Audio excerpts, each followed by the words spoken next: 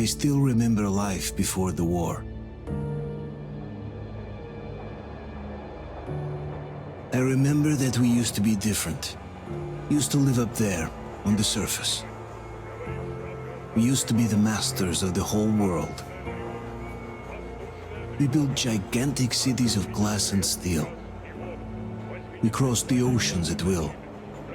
And we also conquered the skies. There used to be 7 billion of us. We were not born for life in the tunnels. I was born to breathe fresh air, and I remember it.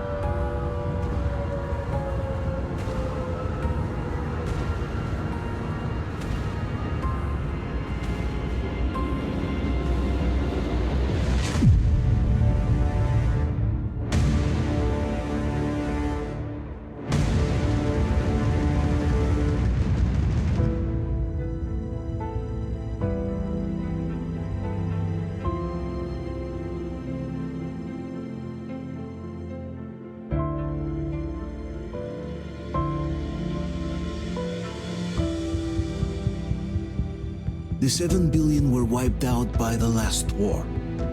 Only 50,000 managed to survive underground, with the surface poisoned, burned, and teeming with horrible monsters. One day the radiation on the surface might subside, and our grandchildren or their grandchildren might be able to return there. At least that's what my brothers in arms from the Order believe. Basically, there was no hope for us right off the start. Still, we humans are just too bad at surrendering. We tried to make the best of what we had, banded together, and worked to make the Metro our new home. After all, it might well be the only place left on Earth for humans to live. For a time, we thought we could make it. But, regrettably, the war didn't kill our bad habits.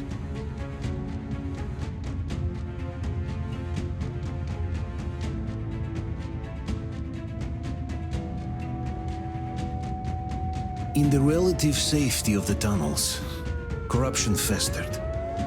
And when danger came from above the ground, only a few of us stood against it, our numbers dwindling by the day.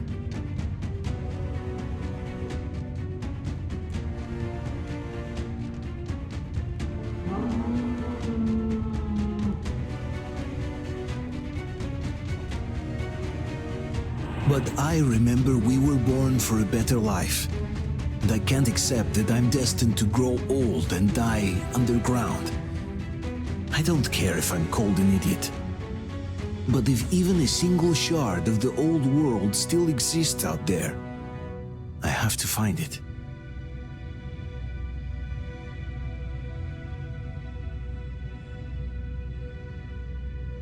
Between endless years of hopeless existence and even a single moment of hope, I must choose hope. I must find that signal.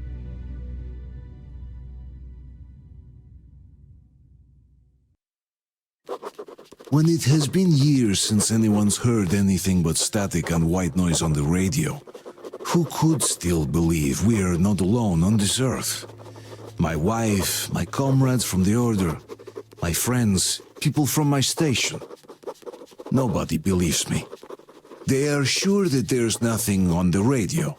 Sure that save for us who hid in Moscow Metro, there were no survivors of the last war.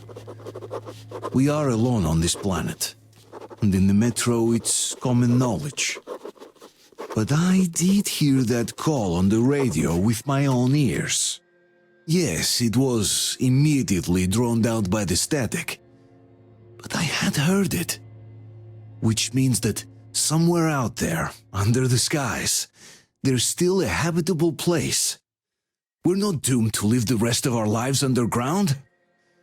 Still, nobody believes me. We stopped 100 clicks from Moscow to check our Geiger counters. The thing is, they are all in the green, as if they're in a conspiracy. Still, this amazing piece of news doesn't really impress anyone that much. The guys are all confused as to what to do next. And I'm just waiting for answers. And hoping the commander, whom until recently I trusted implicitly, is going to be extremely persuasive in his reasoning. After all those years in the underground, the air of the surface seemed incredibly fresh, intoxicating. But that was not what had caused the crew's euphoria. Our journey finally got a definite purpose provided by the transmission from the government bunker in the Urals. For 20 years we thought that neither the government nor military high command had survived. Turns out they're still around. Where were they while we were eating each other alive in the metro? We'll have a lot of questions for them once we reach Yamantau, if we reach it. The ruins of our country are under enemy control, according to Miller, and we'll have to fight through to our goal. A small team against the occupation armies? What are the chances that we'll succeed, that we'll get some answers?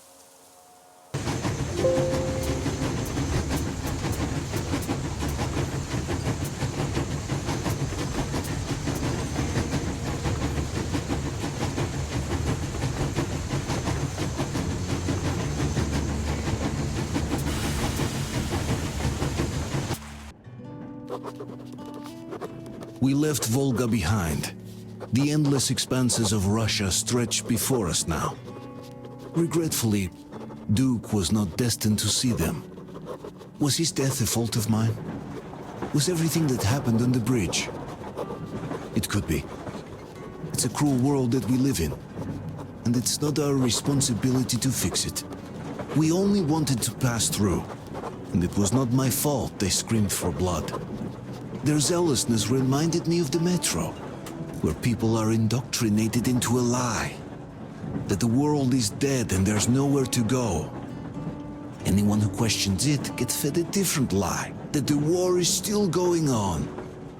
Here it's electricity is a sin. Same difference, really. We are approaching the Yamantau bunker, the final destination of our long journey. Direct radio contact with the bunker has completely dissolved Miller's resentment towards me for destroying our previous lives. He is eagerly anticipating the meeting with the Minister of Defense he was promised. Probably such things are important for a career officer. The people, though, are less interested.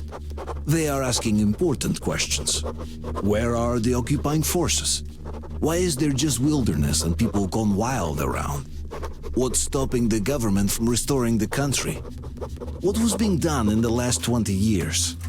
Miller believes that we'll get all the answers. He will be pardoned, as well as Anna and I. And we will all return home to the metro. 3 months on the road, 3 months of constant trial. But after Yamantau, we are ready for anything fate can throw at us. Mere kilometers separate us from the Caspian 1 communication center. Will the maps within yield a spot free from radiation where we could finally settle in peace? I don't know. But what's left for us but hope? The desert is taking its toll. The crew suffers from heat and thirst, and the Aurora is not in her top form. We're out of coal and had to switch to burning available fuel. Old cross ties and twigs. Fanatics on the banks of Volga, cannibals in the mountain bunker, slavers on the shores of the dried-out sea. How many monsters has the war given rise to? Or perhaps, were they always there? And the war simply gave them a chance to show themselves, and now we're stuck with them forever. Will Damir, who stayed in the desert to help Gül lead their people to freedom, beat another monster? The inertia of thought that had been keeping the subjugated locals in willing and ready servitude to tyrants? Frankly, I have doubts. That monster might prove stronger than all the others. Regardless, we can't afford to lose hope. we're getting ever closer to our dream. Finding a place where we could live, free from radiation and mutants. The maps we recovered in the desert have provided us with several promising options. And now the crew members are excitedly waiting for the Colonel's decision on where the Aurora should go next. Currently, though, the train is calmly rolling eastward. The crew rests, and Stepan proposed to Katya.